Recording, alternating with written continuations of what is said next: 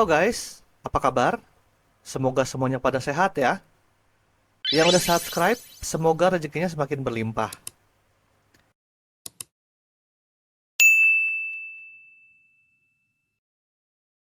Kali ini kita akan membahas film yang berjudul 127 Hours.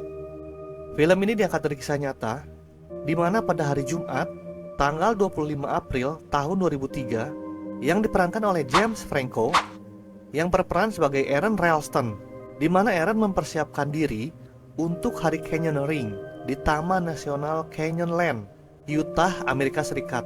Dia bersiap-siap untuk pergi dan membawa tas ransel serta perlengkapan untuk mendaki, peralatan multifungsi, kamera, air mineral, beberapa buah-buahan, dan minuman berenergi. Kemudian, dia berkendara di malam hari menuju Taman Nasional Canyonland sendirian tanpa seorang pun yang tahu, termasuk ibunya pun tidak tahu. Keesokan paginya, dia bersepeda melintasi taman dengan sepeda gunungnya, dengan tujuan mengurangi 45 menit dari perkiraan waktu yang dibutuhkan buku panduan untuk mencapai tujuannya. Dia menaruh sepedanya dan merantai sepedanya, lalu berjalan kaki di sepanjang bebatuan merah dan berpasir. Kemudian dia melihat dua pendaki perempuan yang tampaknya terlihat tersesat. Mereka adalah Christy dan Megan. Kemudian Aaron meyakinkan kedua orang itu bahwa dia adalah pemandu jalan. Karena bagi Aaron, Canyonlands adalah rumah kedua baginya. Kemudian Aaron membawa mereka melalui rute yang jauh lebih menarik daripada yang selama ini mereka coba temukan. Aaron memimpin mereka melalui ngarai sempit di area Roberts Road.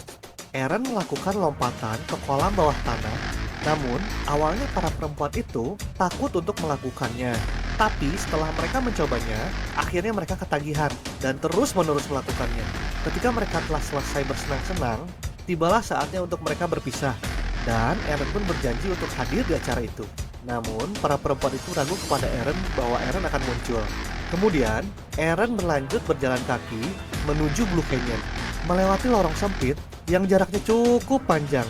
Saat dia turun, satu batu besar terlepas dari sela-sela tebing hingga jatuh mengikuti Aaron ke dasar ngarai, dan lengan kanannya terjepit oleh batu itu. Dia awalnya berteriak minta tolong, tetapi lokasi yang sangat terisolasi membuat tidak ada orang yang bisa mendengarnya. Saat dia pasrah pada kenyataan bahwa dia sendirian, dia mulai merekam video di kameranya dan menggunakan pisau di sakunya untuk mencoba mengikis batu besar itu. Tapi hasilnya sia-sia. Dia juga mulai menjatah air dan makanannya. Saat dia menyadari usahanya untuk mengikis batu itu sia-sia, dia mulai mencoba untuk memotong lengannya. Tapi ternyata pisaunya terlalu tumpul untuk memotong kulitnya. Dia kemudian menusuk lengannya, tetapi menyadari dia tidak akan mampu memotong tulangnya. Dia mendapati dirinya kehabisan air dan terpaksa meminum air kencingnya sendiri. Aaron akhirnya menjadi semakin putus asa saat dia merasa dirinya sekarat. Dia mulai bermimpi tentang hubungan dan pengalaman masa lalu, termasuk mantan kekasih, keluarga, dan dua pendaki yang dia temui sebelum kecelakaan. Setelah merenungkan hidupnya, dia menyadari bahwa semua yang telah dia lakukan membawanya ke cobaan ini, dan bahwa dia ditakdirkan untuk mati sendirian di tempat ini. Setelah 5 hari, Aaron melihat penampakan seorang anak laki-laki yang dia asumsikan adalah putranya yang belum lahir.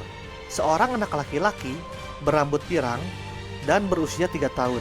Melalui sebuah firasat, ia menemukan bahwa dengan menggunakan pengetahuannya tentang torsi dan menerapkan kekuatan yang cukup pada lengan bawahnya, ia dapat mematahkan tulang radius dan kemudian tulang ulna. Dia mengumpulkan keinginan untuk melakukannya dan akhirnya memotong lengannya dengan pisau yang lebih kecil dan tidak terlalu tumpul yang ada di multi alat. Dia membuat tourniquet kasar, yaitu alat untuk menghentikan peredaran darah, dan menggunakan karabiner untuk mengencangkannya. Aaron membebaskan dirinya pada hari Kamis tanggal 1 Mei tahun 2003 pukul 11:34 waktu standar pegunungan di Amerika. Dia membungkus lengannya yang sudah terpotong dan memotret batu besar sebelum dia meninggalkannya. Aaron kemudian berjalan keluar dari ngarai tersebut dan sampai pada ujung tebing, di mana dia terpaksa harus menuruni permukaan batu setinggi 65 kaki. Setelah sampai di bawah, Aaron langsung meminum air yang ada di situ. Akibat kelelahan dan berlumuran darah, Aaron akhirnya bertemu turis yang sedang berada tidak jauh dari tempat dia berdiri. Turis tersebut akhirnya memberikan Aaron minum dan mengirimkan bantuan, sehingga Aaron akhirnya bisa dievakuasi dan dapat diselamatkan oleh tim patroli Utah dengan menggunakan helikopter. Film ini diakhiri dengan gambar Aaron dari kehidupan aslinya setelah cobaan berat, termasuk beberapa petualangan Aaron selanjutnya dalam pendakian gunung, dan Aaron bersama istrinya yaitu Jessica yang ia temui 3 tahun kemudian, dan putra mereka Leo lahir pada tahun 2010, dan film pun selesai.